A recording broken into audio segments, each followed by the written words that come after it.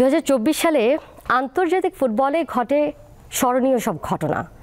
দীর্ঘ এক যুগ পর ইউরোর শিরোপা জিতেছে স্পেন। পাশাপাশি টানা দ্বিতীয়বারের মতো লিওনেল মেসির নেতৃত্বে কোপা আমেরিকার শিরোপা জিতে নিয়েছে আর্জেন্টিনা। আর ভিনিসিয়াসের স্বপ্ন ভেঙে ব্যালন ডি'র জিতেছে স্প্যানিশ তারকা রদ্রি। 2021 সালে কোপা আমেরিকা জিতে যে জয়যাত্রা শুরু হয় আর্জেন্টিনার, সেটি যেন থামছেই না।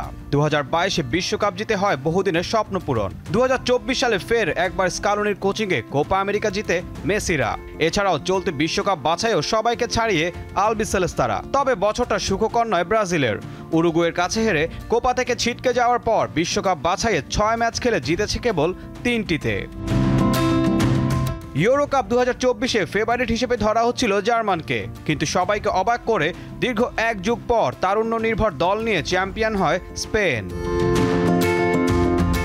গত 21 বছরে এবারে প্রথম ব্যালন ডি'রের 30 জনের সংক্ষিপ্ত তালিকায় জায়গা পাননি লিওনেল মেসি ও ক্রিস্টিয়ানো রোনালদো।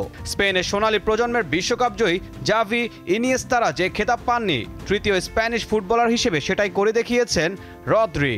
ব্যালন ডি'র খেতাব না পাওয়া নিয়েও কম বিতর্ক হয়নি। তবে ফিফার দ্য বেস্ট খেতাব পেয়ে সে আক্ষেপ কিছুটা হলেও মিটেছে ভিনিসিয়াস জুনিয়রের। 2023-24 মৌসুমে দুর্দান্ত পারফর্ম করে রেকর্ড 15তম চ্যাম্পিয়ন্স লিগ জিতে ইউরোপে নিজেদের আধিপত্য বজায় রেখেছে রিয়াল মাদ্রিদ। তবে 2024 সালের ফুটবলে দলবদলের বাজারে কিলিয়ান এমবাপ্পেকে আনার পর খুব একটা সুবিধায় নেই আনচেলত্তির শিষ্যরা।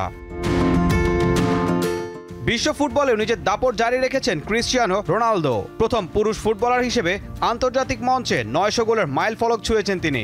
নেশনস লিগের ম্যাচে ক্রোয়েশিয়ার বিরুদ্ধে ম্যাচে গোল করে এই ঐতিহাসিক কীর্তি গড়েন CR7। ঈশান হাসান, দীপ্ত স্পোর্টস।